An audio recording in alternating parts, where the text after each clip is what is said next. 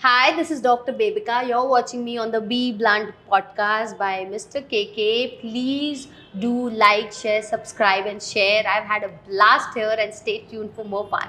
Hello and welcome to the brand new episode of Be Blunt podcast. Please do like, share and subscribe. So आज की जो मेरी guest है वो एक डॉक्टर है, डेंटिस्ट, एस्ट्रोलॉजर है, पेंटर है, ओटीटी रियलिटी शो करके आई है.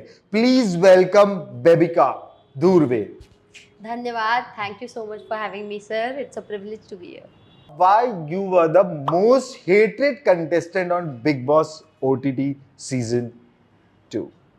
Well, अभी मुझे आपसे पता चल रहा है आई वॉज द मोस्ट हेटेड. जब तक मैं शो में थी या बाहर आई तब तक तो मुझे नहीं लगा कि आई वॉज हेटेड.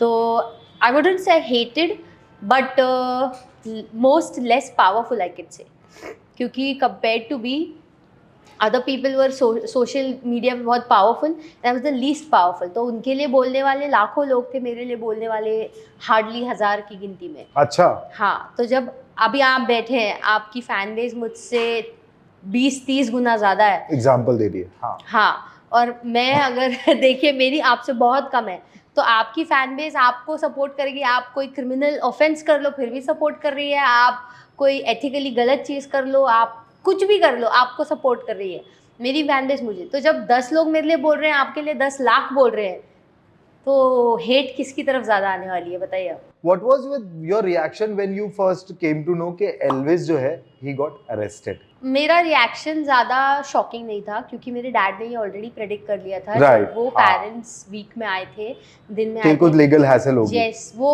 उसमें दिखाया नहीं है एपिसोड में, लाइव में शायद देखा होगा. तो उन्होंने बोल दिया था. और मुझे पता है मेरे पापा की वाणी एक बार लगी तो लगी, और मेरे को भी दिखता था कि इस बंदे में ना थोड़ी, मैं बार बार बोलती थी वायलेंट स्ट्रीक है, वायलेंट स्ट्रीक है. मैं कैमोफ्लाज कर रही थी, मेरे को बोलना था क्रिमिनल टेंडेंसीज है. ओके.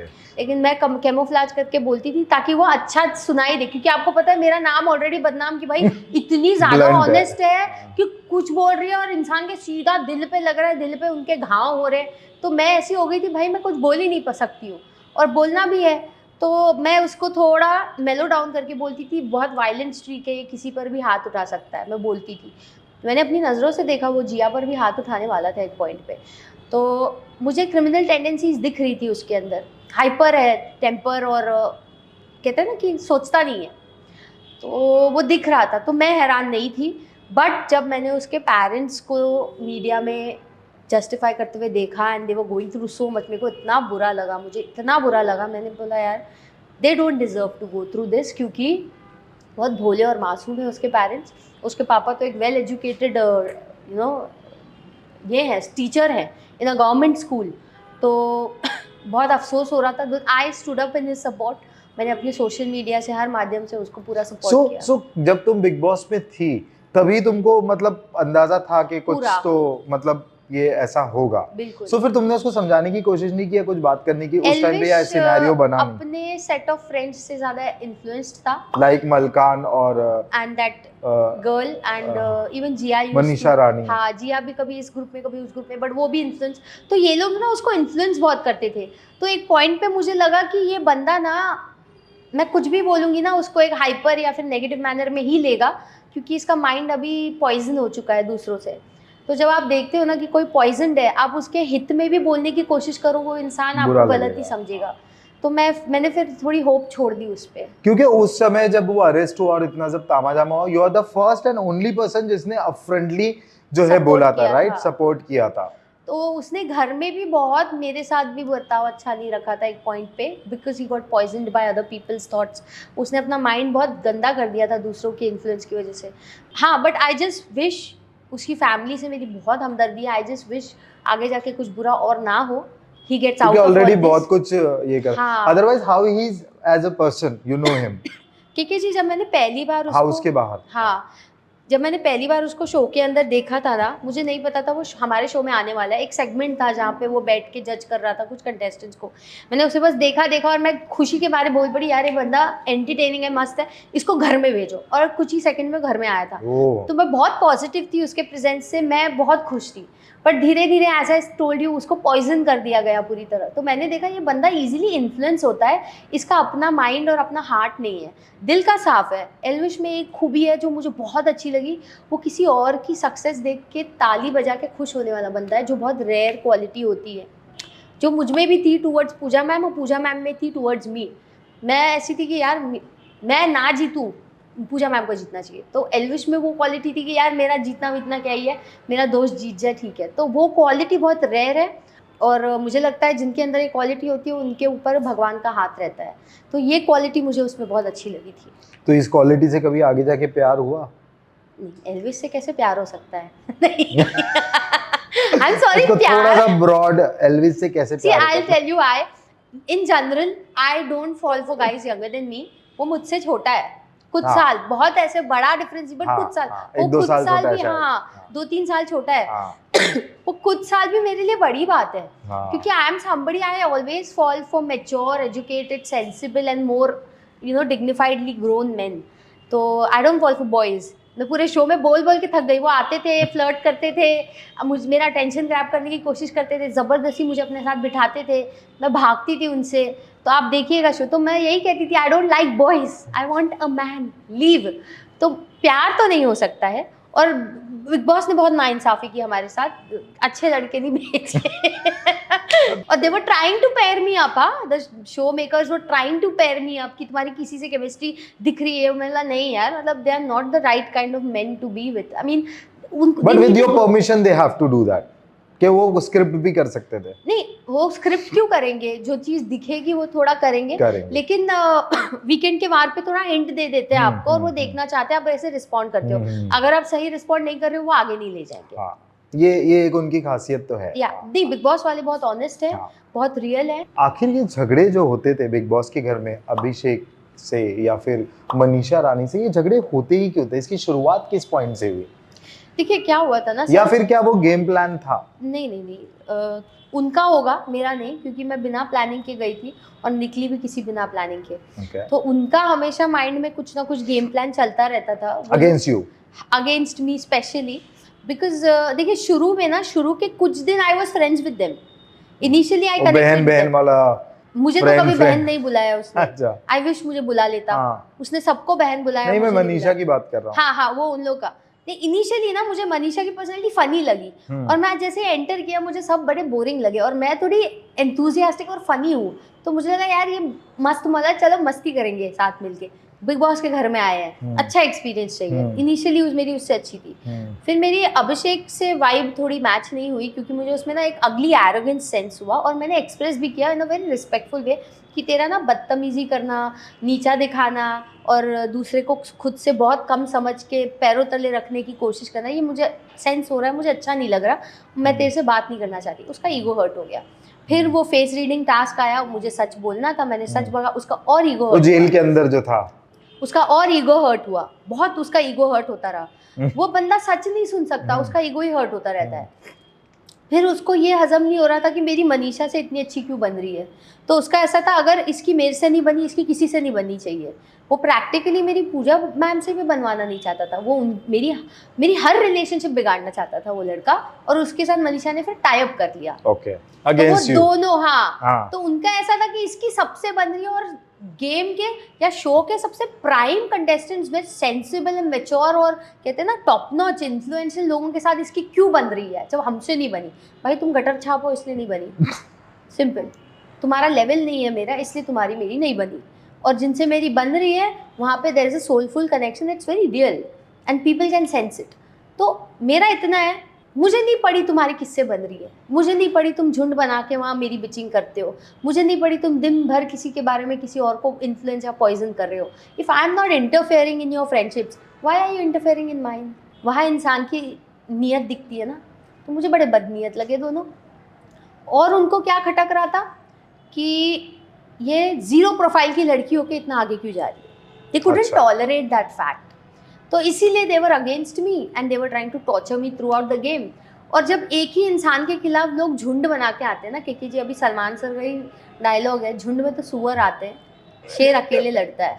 तो प्रैक्टिकली मैं शेर थी, वो सुअर थे। सो मुझे बताओ, अभी रिसेंटली जो तुमने जो ब्लॉक किया है I think Abhishek and Manisha Rani ko. Even your handle is also हाँ, not almost visible. on vanish mode. What is the reason behind My it? account is shadow banned because मैंने कुछ hashtags use किए जो you know चलते नहीं है तो account shadow ban कर देते हैं, तो मेरा इंस्टा शैडो बैन है तो मैंने डीएक्टिवेट कर दिया है जब तक वो शैडो बैन हट ना जाए। और रही बात ब्लॉकिंग की, तो वो तो मैंने शो के बाद मैं निकली और अभिषेक हॉस्पिटल में था तो मैं उससे मिली थी, उसके बाद ही मैंने दोनों को ब्लॉक कर दिया था। अच्छा, मिल के फिर ब्लॉक किया? यस, मैंने तब भी कर लिया था। सो हॉस्पिटल क्यों मिलने गई थी फिर? मैं जेन्युइनली बुरा फील कर रही थी कि इस इंसान की इतनी जर्नी रही है और एंड मोमेंट पे उसको डेंगू हो गया और उसकी हालत इतनी बुरी थी। On a humanitarian ground I felt कि for the last time let's just wish somebody well and leave. But in the hospital when I confronted him कि सोशल मीडिया पे तेरे घटिया फैंस बैठ के मुझे कंटिन्यूस बॉडी शेम कर रहे हैं बिकॉज यू इनिशिएटेड इट।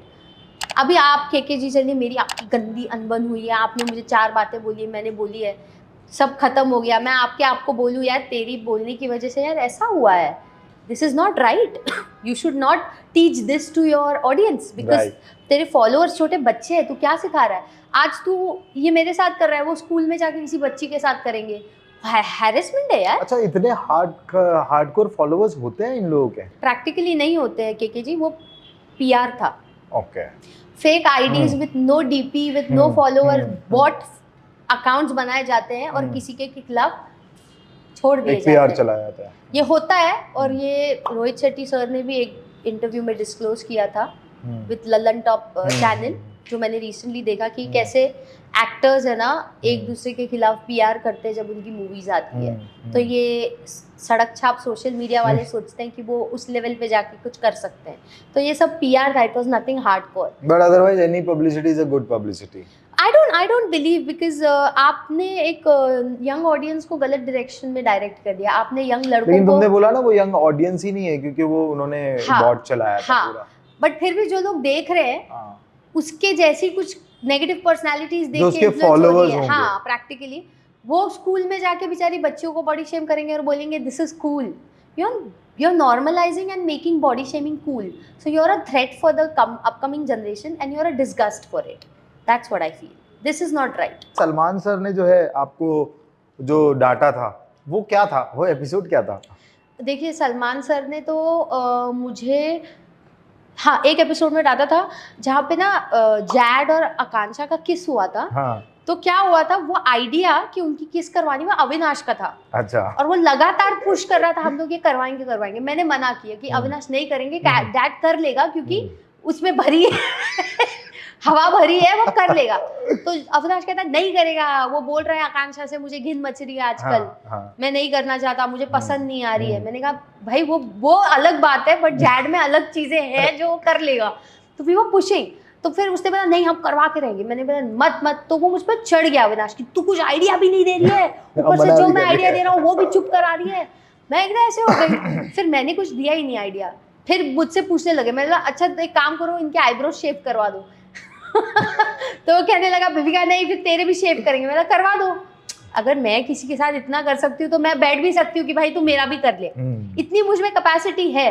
ठीक है, तो उसमें क्या हुआ, द किस वाला incident didn't go very good with Salman sir. अच्छा। Of course he is against kissing on the screen and such any sort of vulgarity on the screen. बच्चे भी देखते हैं शो को, तो उनको सबसे पहले किसको क्वेश्चन करना चाहिए, अविनाश को, कि व्हाई डिड यू सजेस्ट। नहीं, सबको पूछा, अविनाश को तो कुछ बोला ही नहीं। सबसे पहले मुझे देखा Bebika how dare you suggest this. I am like sir but मैं थी ही नहीं कल्प्रिट। मैं ऐसे जी सर हाँ सर मैंने भी बोला था सर, मेरी आंख मिलाने की हिम्मत नहीं है मेरी आंख मिलाने की उनसे हिम्मत। तो उस मोमेंट पे ना के जी मुझे क्या लगा, उनकी एक्सपेक्टेशंस मुझसे ज़्यादा है, इसीलिए उनका गुस्सा मेरी तरफ उस मोमेंट पे ज़्यादा था। बाकियों को वो रिस्पॉन्ड क्या उनकी शक्ल भी नहीं देख रहे थे। The moment he used to come I would see उनकी मुझसे पहले नज़र मिलती थी, फिर बाकियों को ऐसे खाली एक नज़र घुमाते थे कि वॉट एवर। बट जिनको वो अपना मानते हैं ना कि these are my people, which was me, Cyrus sir, Pooja ma'am, I could see कुछ गिने चुने लोगों से उनका एक एक्स्ट्रा लगाव होता है और वो दिखता है, और उनकी तरफ वो ओवरली प्रोटेक्टिव भी होते हैं और उनकी तरफ ज़्यादा डांट फटकार भी करते हैं। सलमान सर की एक चीज़ है, अगर आपकी ज़्यादा टांग खिंचाई कर रहे हैं या आपको डांट रहे हैं तो आप उनके फेवरेट हो। सबसे डम और सबसे डिपेंडेंट जो कंटेस्टेंट था तुम्हारे सीजन में वो कौन था या थी? सबसे डम एंड डिपेंडेंट जिया शंकर बहुत डिपेंडेंट थी, क्योंकि वो इस ग्रुप से उस ग्रुप, कभी अभिषेक के वोटिंग के लिए उसके फैंस की पूछ पकड़ो, तो कभी सपोर्ट के लिए हमारे बीच आओ, तो she didn't know where to go. उसका नाम ही भटकती जवानी रख दिया गया था। अच्छा। सलमान सर ने आके बोला भटकती जवानी कौन है शो की, और उसको वो नाम दे दिया गया। ऐसा कौन सा प्रोमिनेंट झगड़ा था जो मीडिया में जाके बाहर काफी बड़ा हुआ बिग बॉस के घर का? वैसे तो देखिए वो फेस रीडिंग वाला काफी बड़ा हुआ, वो उसकी वजह से तो टीआरपी बढ़ी। तो फेस रीडिंग का जो है तुमने सिर्फ अभिषेक का किया था या सबका किया था? और मैंने मनीषा का क्या बोला था फिर? मैंने बोला था तुम्हारा नेचर ऐसा है, तुम बातें यहाँ से वहां करके लोगों को इन्फ्लुएंस करोगी, चुगली का चांस है। तो एकदम ऐसे गुस्से से देखती थी, क्या नहीं तो मैं मतलब हाँ पूरा चांस है। और तभी थोड़ी फ्रेंडशिप भी थी हमारी। अच्छा। तो प्यार से ही बोलना था, बट बोलना तो था। वहाँ फ्रेंडशिप खत्म हो गई शायद, वो चुप गया उसको। पर मैंने जो बोला वही और हुआ। अभिषेक को क्या बोला था तुमने? मैंने उसकी अच्छाई भी की थी, बुराई भी की थी, अच्छा बुरा दोनों बोला था सबके लिए। मैंने उससे कहा था कि तुम दो चेहरे वाले इंसान हो, और तुम सामने कुछ और हो, पीछे कुछ और हो, कैमरा के लिए कुछ और हो, लोगों के लिए कुछ और हो, पीछे कुछ और हो, और तुम पे रिलाई नहीं किया जा सकता। पल में तोला पल में मासा, मतलब दो चेहरे हैं तेरे। कहा था मैंने? एरोगेंस में कहता 1000 है मेरे चेहरे, मतलब 1000 की हैसियत नहीं है, दो है। ओ ईगो हर्ट। एल्विस के बारे में क्या बोला था? एल्विस को मैंने बोला था कि तुम बहुत जजमेंटल नेचर्ड हो, और आगे जाके तुम अपना बहुत ही जल्द एक म्यूजिक प्रोडक्शन शुरू करने वाले हो जो बहुत सक्सेसफुल होगा। उसने इमीडिएटली अपना एक म्यूजिक चैनल शुरू कर दिया है आफ्टर द शो। अच्छा, ये मैंने बोला था। हाँ, और बोला था बहुत जजी नेचर्ड हो और क्रिटिकल हो, जहाँ देखो वहाँ लोगों में खामियां ढूंढते रहते हो, ये बोला था मैंने। और वो करता है, वो जज बहुत करता है लोगों को, दैट इज वन प्रॉब्लम। क्या ये तुम्हारा जो कहीं ना कहीं बिग बॉस में जो तुम्हारे लिए रायते फैले, इसमें तुम्हारी एस्ट्रोलॉजी या प्रेडिक्शन या ब्लंट होने का बहुत बड़ा हाथ है? देखिए, बिग बॉस का सीजन सक्सेसफुल होने में ही मेरा हाथ है। अगर मैं वहाँ एस्ट्रोलॉजिकल रीडिंग्स ना करती तो टीआरपी नहीं आती। और मुझे सच बोलना है कि जी आप बताइए, एस्ट्रोलॉजी का पहला रूल है, आप मेरे पिताजी से सालों से मिल चुके हैं, आप जानते हैं, उनको कभी आपने बैठ के झूठ बोलते हुए या शुगर कोट करते हुए देखा है? नहीं, मुझे तो एस्ट्रोलॉजी में भरोसा भी नहीं था, बट जब I know him, Janardan ji, I really don't want to take name again, so मुझे लगा कि हाँ एस्ट्रोलॉजी एग्जिस्ट करती है। आप देखिए, my father is not a fake sugar coated astrologer. ज्यादातर एस्ट्रोलॉजर सिर्फ मीठा मीठा बोलते हैं ताकि सामने वाला इंप्रेस हो और अपना काम बन जाए। लेकिन मेरे फादर सिर्फ मीठा नहीं बोलते, वो सच बोलते हैं। और बोलने से पहले सीधी बात बोलूंगा, दिल पे मत लेना, ये उनका कॉमन स्टेटमेंट होता है, आपको भी पता होगा। तो इट्स द सेम थिंग। अगर आपको अपनी सच्चाई नहीं सुननी है, अभी मेरे बारे में बोला गया शो में, बेबी का धीट है, मैंने प्राउडली लिया। बेबी का विलन है, मैंने प्राउडली लिया। बेबी का किसी की सुनती नहीं है, मैंने प्राउडली लिया। भाई थोड़ी ना मैं ऑफेंड होके ईगो पे लेके हाउ डेयर दे से दिस अबाउट मी। आप में खामियां हैं, आपको ओपनली बोला जा रहा है, आप लो उसको, उस पर काम करने की कोशिश करो, समझदार हो तो। बट ऑफेंसिवली ईगोइस्टिकली लेके क्यों अपनी पर्सनालिटी का भद्दा साइड दिखा रहे हो? पर्सनालिटी की बात आई तो मुझे बताइए, बॉडी शेम जो हुआ था, what you face that, what was the story? The terrible thing is कि a full grown man who pretends और शोज कि oh I am raised by a good family, who is that? The फुकरा, his name is Abhishek Malkha. हाँ, वो फुकरा उसने खुद नहीं नाम दिया है। अच्छा। लेकिन आप उसको मुंह पे बोल दो तू फुकरा है तो उसको गुस्सा आ जाएगा। अच्छा। हाँ, ये पता नहीं है, बीमारी है शायद उस अच्छा। इंसान को कि अपनी असलियत सुनने की उसमें काबिलियत नहीं है। तो द प्रॉब्लम इज कि एक मुझे लड़कों ने बैठ के कभी बॉडी शेम नहीं किया है केकेजी। It's very cheap and it's very uneducated, it's very सड़क छाप। मुझे लड़कियों ने बिचीनेस में किया है बॉडी शेम। वो होता है, लड़कियां जेलस हो जाती है। अब मुझसे कोई लीन गर्ल है, मैं उससे ज़्यादा प्रिटियर लग जाऊँ तो उसको इनसिक्योरिटी होगी और वो किसी तरह मुझे नीचा दिखाना चाहती है, तो वो पहली चीज़ मेरी खामियां ढूंढेगी, बोली अरे इसका शरीर बड़ा है, body shame. But why a man would do that? Why a man would do that? That is so bitchy. क्या था वो इंसिडेंट? प्रैक्टिकली उसको मेरे खिलाफ बोलने के लिए कुछ था नहीं। Okay. When they have nothing bad to talk about you, they try to talk about your height, body, nose, color. And body shaming is a social illegal offense. Twitter पे, सोशल मीडिया पे आपको कोई body shame करे, आप police complain कर सकते हो. Yes, yes, I can yes. Send that man to jail any day. Hmm. Proudly I can send it with legality. You get my point. क्या एग्जैक्ट क्या कमेंट था वो जो ट्रक है तू. ट्रक है तू? हाँ. Okay. तो प्रैक्टिकली क्या हो रहा था इंसिडेंट, नॉमिनेशन चल रहा था और आलिया जो थी, जो नवाजुद्दीन की वाइफ थी, उन्होंने मुझे नॉमिनेट नहीं किया और सब लोग, अभिषेक और मनीषा दोनों इरिटेट हो गए, आपने इसको नॉमिनेट क्यों नहीं किया. बिग बॉस के घर में एक प्राइम रूल है, you can not discuss nominations before और आफ्टर. आप किसी को इन्फ्लुएंस नहीं कर सकते इसको नॉमिनेट कर या उसको. जिसको जो करना है वो उसकी इच्छा है. तो ये जैसे ही नॉमिनेशन खत्म हुआ, ये बाहर आया और इसने, मैं वहीं बैठी थी, ये मनीषा और वो आलिया, वो लोग बैठ के डिस्कस कर रहे और वो उसको डांट, how dare you not nominate this one, इस गधी को नॉमिनेट करो, are you stupid, nominate her, how could you not, and he was insulting me badly and I'm sitting there and I'm listening. कोई कुछ रिएक्शन नहीं तुम्हारा? मनीषा बैठ के मजे ले रही है, she's saying nothing, I was not reacting. और उसके नॉमिनेशन के एक दिन पहले सलमान सर ने वीकेंड के वार पे आके अभिषेक के बारे में बोला था, अभिषेक की personality as per audience review is शाना कौवा गू खाएगा. अच्छा. ये ऑडियंस रिव्यू था और सलमान सर ने आके बताया था और वो मेरे सामने बैठ के मुझे ह्यूमिलिएट किए जा रहा है, नॉमिनेशन करने के लिए दूसरों को इन्फ्लुएंस किए जा रहा है, इंसल्ट किए जा रहा है. मैं देख रही हूँ. मैं उठी, मैंने एक ही बात बोली, सही कहा ऑडियंस ने, शाना कौवा गू खाएगा. अच्छा, बोला है तुमने? मैंने बोला, मैं कितना बर्दाश्त करूँ हाँ, केके जी, आप बताइए. मैं वहाँ बैठ के बोल रही हूँ, इस आदमी को नॉमिनेट कर, ये किस लायक है, इसको भगाओ, तू बेवकूफ है, अब भी हाउ कुड यू. मैं ऐसे कर रही हूँ, आप मुझे देख रहे हो, ट्रिगर, आप मुझे देख रहे हो, मेरी इज्जत ही नहीं कर रही हूँ मैं आपकी, आप क्या बोलोगे. और मैंने खुद भी कमेंट नहीं, मैंने वही बोला जो ऑडियंस ने बोला था. मैं बोल के निकली, उसको और गुस्सा आया, बोलता अबे कुछ बोल दूंगा ना, पीली ड्रेस में क्या लग रही है, कचरा उठाने की ट्रक. मैंने सुना, I didn't body shame him back because उसकी खुद की बॉडी कोई परफेक्ट नहीं है, ना उसका नाक, ना उसका कलर, ना उसकी शक्ल. मैंने सुना, मैं गई, मुझे लगा मुझे एक सेंसिबल पब्लिक में ये इंसिडेंट डिस्कस करना है. मैंने, जो मेरा दूसरा सर्कल था, फलक थी, पूजा मैम थे, साइरस सर थे, that this is what he said and you know what, it doesn't bothers me because मैंने ऐसा बर्ताव या तो फ्रस्ट्रेटेड इंस्टाग्राम हेटर्स के पास देखा है या तो अनएजुकेटेड छपरी फालतू लोगों के पास देखा है. मैंने एजुकेटेड सेंसिबल प्रोफेशनल्स के पर्सनालिटी में ऐसा बिहेवियर नहीं देखा है. तो मुझे, मेरी नज़रों में उसकी इज्जत और गिर गई and I knew I will not give it back in the same way because मुझे उसके लेवल पे नहीं जाना. वो यूट्यूब पे बैठ के लोगों को रोस्ट करने के बहाने बेइज्जत कर करके पैसे कमाने वाला खानदान है. मैं उनके लेवल पे जाके अपना खानदान या अपनी पर्सनालिटी डाउनग्रेड नहीं कर सकती. I am on a higher ground, I will maintain my dignity. So I didn't give it back. Eventually any argument, he used to talk to me zabardasti ka, I hated to talk to him, so I just said, just leave, don't talk, just leave, talk to the furniture, talk to the wall. Furniture से तो बात कर रहा हूँ, तू furniture है. Second time. And then tuntun and what all he started saying, because I have a curvy body, what all he started saying. तो मैंने कुछ नहीं बोला. बट अंदर घर में कोई ऑब्जेक्शन लेने वाला ही नहीं. पूजा मैम ने आवाज उठाई. अच्छा. उसकी बजाई, उसको बोला ये जो तुम कर रहे हो ना, अगर ट्विटर पे किसी औरत को करो वो तुम्हें जेल भिजवा सकती है.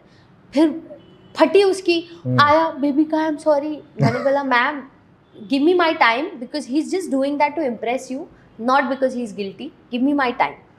And I was right. अगले दिन वापस शुरू हो गया. अच्छा. फिर अविनाश ने भी एक टास्क में बोला कि अभिषेक इज़ वेरी बदतमीज, एक औरत को कंटिन्यूसली बॉडी शेम करना इज़ नॉट राइट.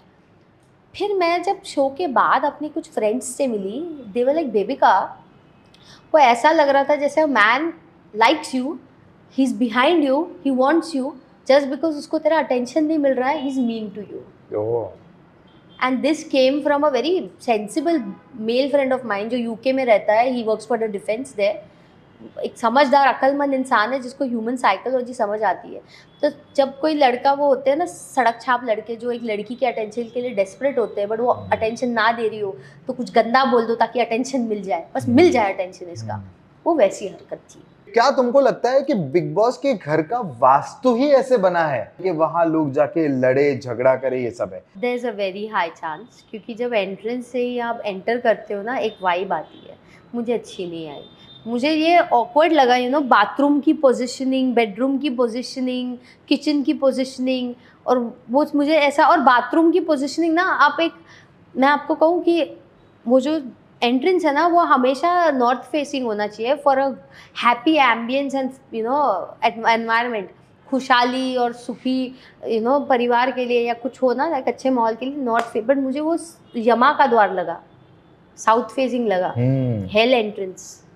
उधर लिखा है स्ट्रेंज हाउस, बट मैं कहती हूँ it's a hello house. Bathroom की पोजीशनिंग देखिए ना आप, बेडरूम के एकदम कॉर्नर में चल के इतना दूर जाके, और जो बाथरूम का जो कहते हैं ना वेट होता है ना, डर्ट होता है, वो जहाँ हो ना ज़्यादा वेटनेस या कुछ, तो there is a very chance कि कलेश होते हैं, एक नेगेटिव एनर्जी जनरेट होती है, और ऐसी स्टोरीज है। मैंने मतलब पर्सनली, बाथरूम का वेट अगर बाहर आए तो देखिए अगर वो साउथ फेसिंग था एंट्रेंस, हाँ, ये तो हाँ, मैं श्योर हूँ कि एंट्रेंस साउथ फेसिंग है, वो नॉर्थ है। हम्म, अभी इसमें से ईस्ट कौन सा है, वेस्ट कौन सा है, वो तो कंपास ही पता चलेगा। हम्म। तो अगर बाथरूम किस तरफ है उसका थोड़ा अंदाजा लग जाए, but I am pretty sure vastu अगर साउथ में ही एंट्रेंस कर दिया है तो वास्तु वहीं बिगड़ चुका है, तो it's a hello house entrance, ये तो डेस्टिनी सो है। कभी मतलब अभी तो आप लोग वहां रहे हो 24/7 कैमरा के, कभी कुछ ऐसा मतलब किसी के प्रेजेंस का फील हुआ या ऐसे मुझे कुछ ना, मैं आपको हॉन्टेड बताऊं ऐसे के कुछ फील हुआ? मैं ना टास्क के बीच में या बिग बॉस के अनाउंसमेंट्स के बीच में ना एकदम लॉस्ट हो जाती थी, और मैं खाली ऊपर सीलिंग की तरह ऐसे रैंडमली देखती रहती थी। पता नहीं, मुझे इल्यूजनली कुछ ना कुछ, मुझे एक फीनिक्स बर्ड दिख गया जो आग उगल रहा है और मेरी तरफ घूर रहा है। तो मुझे कोई एग्जॉर्सिस्ट की भूतनी नहीं होती, वैसे कुछ ऐसे रैंडम इमेजिनेशन हो रहा था मेरा। मैं एक्सप्रेस करने से डर रही थी, क्योंकि वो लोग उस घर पागल में ना समझेंगे। आप कुछ भी एक्सप्रेस करो, आपको सब पागल मजाक करार उड़ाते करने के लिए बैठे हैं कि ये मेंटल है, वो मेंटल है, मैं स्मार्ट हूँ, मैं ये हूँ। तो आप किसी के सामने कुछ नॉर्मल भी एक्सप्रेस नहीं कर सकते थे, बट मैं पूजा मैम के साथ करती थी। मुझे ऐसे एक रैंडम एनर्जी फील हो रही है, मैं करती थी, क्योंकि she was a understanding woman and she is also very intuitive and she is also very कहते हैं इमेजिनेटिव। तो she is not somebody who would जज me, so she was the only one मैं इनके सामने एक्सप्रेस करती थी। Ma'am ऐसे लग रहा है वो एग्जॉर्सिस्ट की भूतनी ना ऊपर सीलिंग पे क्रॉल कर रही है। मुझे नेगेटिव वाइब एक फील होती थी, जैसे कोई बैठा है, कोई है स्टेयरिंग एट मी। तो जब बिग बॉस के घर के बाहर आए तो कुछ दिन तक वो वाइब्रेशंस थी या वो वहीं डिसकंटिन्यू होके तुम आगे बढ़ नहीं गई? नहीं, एक सेंस ऑफ इम्पैक्ट माइंड पे रहता है after the house also, but जब आप अपने घर के माहौल में वापस घुलने लगते हो तो फिर वो फेड ऑफ हो जाता है। ओके, बट था हाँ, ऐसे लगता है जैसे आप परछाई लेके निकले हो। बिग बॉस में ऐसा एक मोमेंट आया था जब पूरी तरह से लोनली हो गई थी या इमोशनली डैमेज हो गई, तो अपने आप को कैसे संभाला? पहली बात तो जब मैंने रियलाइज़ किया कि ये लोग मेरे बारे में पीठ पीछे गंद बोलते हैं, डिफेम करने की कोशिश करते हैं, अपनी नेगेटिव ऑडियंस को मेरे खिलाफ इन्फ्लुएंस कर करके नेगेटिविटी और फैला रहे हैं, तो मैंने एक चीज़ सोची कि ये जैसे लोग हैं इनकी ऑडियंस भी वैसी होगी। तो पहली चीज़ मैंने ये सोचा, मुझे इनकी ऑडियंस अपनी तरफ ग्रैब नहीं करनी है, मुझे ऐसी नेगेटिव ऑडियंस अपनी तरफ नहीं लेनी है, क्योंकि मुझे पता है आज ये इनको सराह रहे हैं, कल इनको गाली देंगे, और वो हुआ। अच्छा, क्या मोमेंट था वो?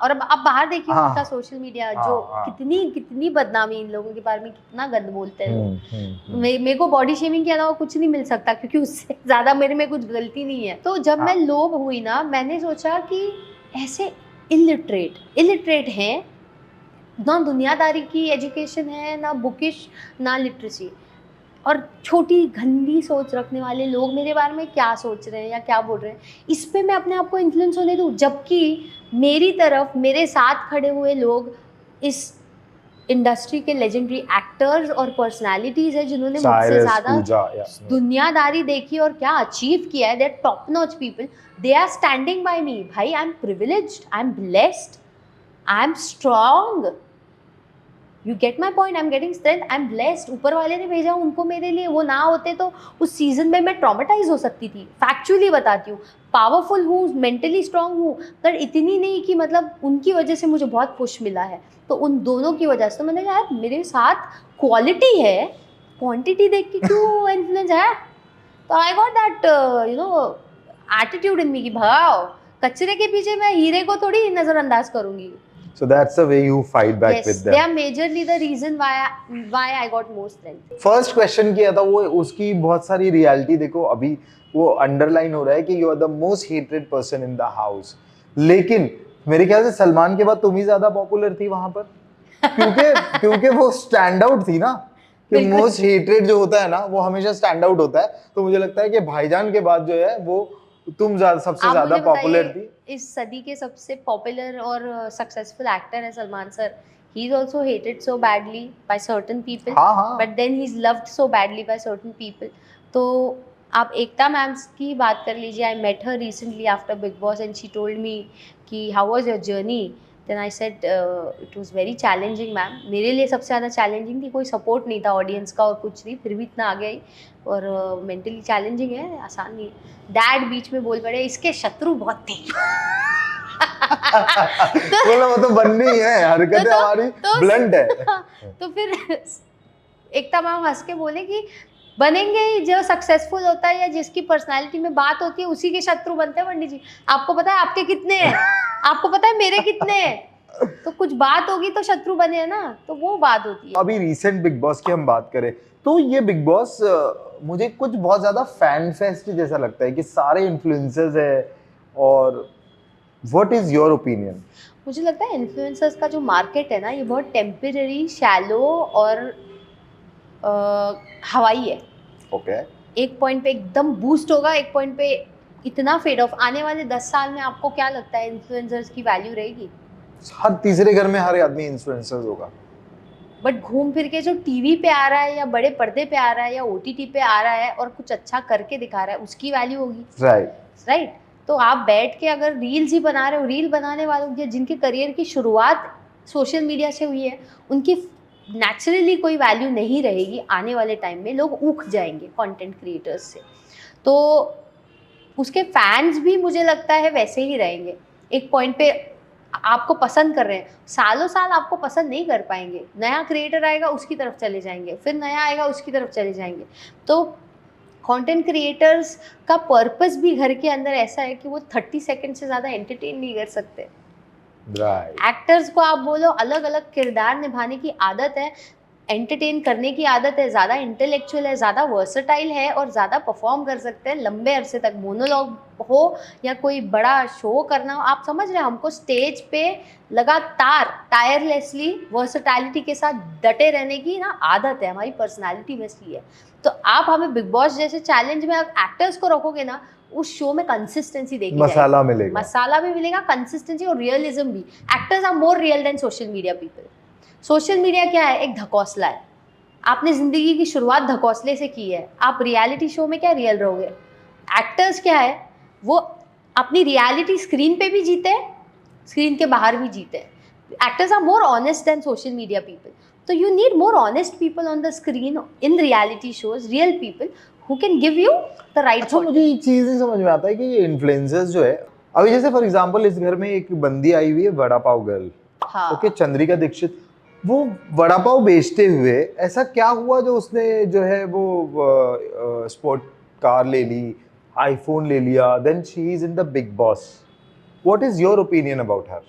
मुझे लगता है there is no solid purpose to her fame. मतलब उसको देखने के लिए या फेमस होने के लिए उसने अचीव क्या किया है सर? अरे देवा, ये गड़बड़ है बाबा. प्रैक्टिकली स्पीकिंग आपने कोई प्रोजेक्ट नहीं किया, ना एक्टिंग स्किल दिखाई है, या मतलब फेमस होने का कोई एक्चुअल रीज़न नहीं है. इट्स जस्ट आप सड़कों पे ड्रामेटिकली गंदी गालियाँ देके तो आप अपने जैसी ऑडियंस को ही अपनी तरफ अट्रैक्ट कर पाओगे.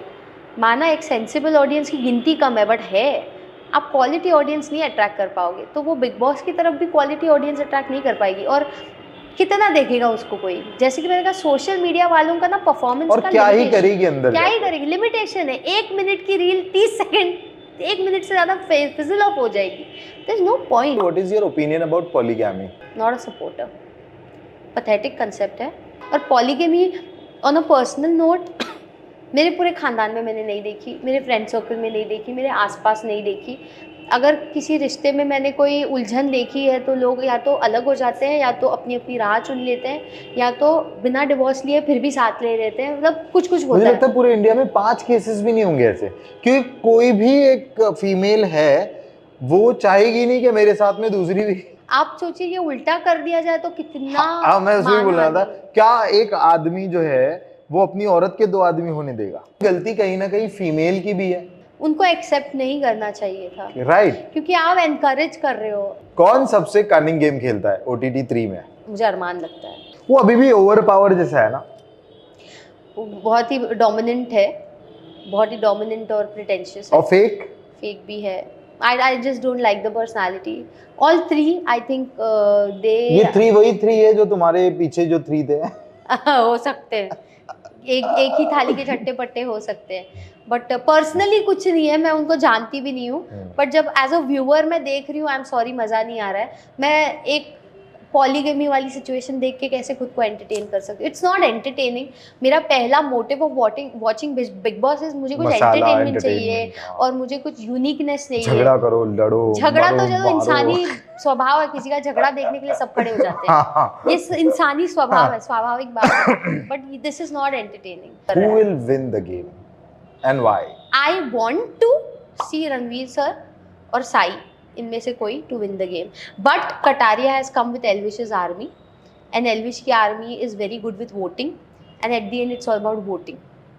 तो वहाँ मैं थोड़ी डिसअपॉइंट हो जाती हूँ। तुमको क्या लगता है कौन जीतेगा अगर वो आर्मी सो कॉल्ड बात कर रही अगर है तो? एल्विश की आर्मी फुल सपोर्ट देकर वोटिंग में जिताएगी तो कटारिया के हाथ में आ जाएगा। यार तो मुझे सबसे बुरा इस बिग बॉस में ये लगा कि ना इतने बड़े एक्टर को बिग बॉस ओटीटी में आना पड़ा with all the unknown people. तो it's very stupid of that woman to ask, उसमें उस एक्टर का क्या जाता है?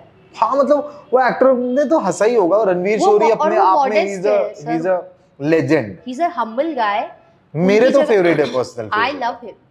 जैसे ही मैंने उनको देखा मैंने बोला यार सर को जिता दो, रणवीर सर को हाँ जिता मुझे लगता है कि वो गेम उनको जीत जाना चाहिए। दो। Quality, personality, speaks his mind, has opinions, good leadership qualities, experience. और जहाँ ब्लंट होना चाहिए, ओवर होना चाहिए, वो हो बजाना भी है जाएंगे। बजा हाँ देंगे। हाँ, वो हाँ, एक बजा लड़की भी की देगा क्या वो। बजा दी उन्होंने। He is a fabulous personality, he deserves to win. Voting के मामले में थोड़ा ठंडा पड़ सकता है, बट ही इज द और वो ओनली इतने विनर। इनोसेंट है कि उन्होंने बोल दिया कि भाई ओटीटी में क्यों आए, बोले भाई काम नहीं है तो मैं आ गया। मतलब सोचो स्टेज पे कि उन्होंने अनिल सर के सामने बोला, बिग बॉस में एक ना लिस्ट होती है वेले एक्टर्स की, उसमें मेरा भी नाम है। सोचो तो इसलिए मैं कितनी बड़ी बात है वो। तो ये सब- अपने आप को अगर अपनी रियलिटी को सीधा ब्लंटली रखना, वो भी आज के सोशल मीडिया में जो हम बैठ के डिस्कस कर रहे हैं, मैं तो बोलता हूँ रिस्पेक्ट। ऐसी बात कोई सोशल मीडिया वाला बोलेगा अपने बारे में कि भाई मैं तो वेला हूँ, इतना कभी मीडिया नहीं बड़ी बोलेगा। बात है। मैं बोल रही थी, मैंने बोला मैं एक अनजान चेहरा हूँ, मुझे बिग बॉस का प्लेटफॉर्म मिला है, बड़ी बात है, शायद मैं एक हफ्ते में बाहर हो जाऊँ, बट कोई बात नहीं, मैं बहुत लकी हूँ जो आई हूँ। बहुत एक सेंस ऑफ ग्रैटिट्यूड था रणवीर सर में, वो है। He is modest, he is very humble, he is down to earth. मतलब रियलिटी शो का सच ये है कि आप कितने भी टैलेंटेड हो, कितना भी कुछ हो, eight the end of the day audience will decide for you. Yes, the numbers. क्या आपको लगता है कि बिग बॉस में पैसे लेकर लोग अपना कैरेक्टर असैसिनेशन कराने जाते हैं? नहीं, मुझे लगता है कि एक बार आप बिग बॉस यार मोटे पैसे मिलते हैं तो लोग जाते भी है ना। लोग जाते हैं क्योंकि ऑडियंस इतनी वास्ट है, पॉपुलैरिटी इतनी क्विक है और रिकग्निशन है, और वहाँ पे आप जो भी करा रहे हो वो आप अपने आप को ना ऑडियंस के सामने आ बैल मुझे मार सिचुएशन में डाल चुके हो, आप ऑडियंस की जागीर बन गए हो।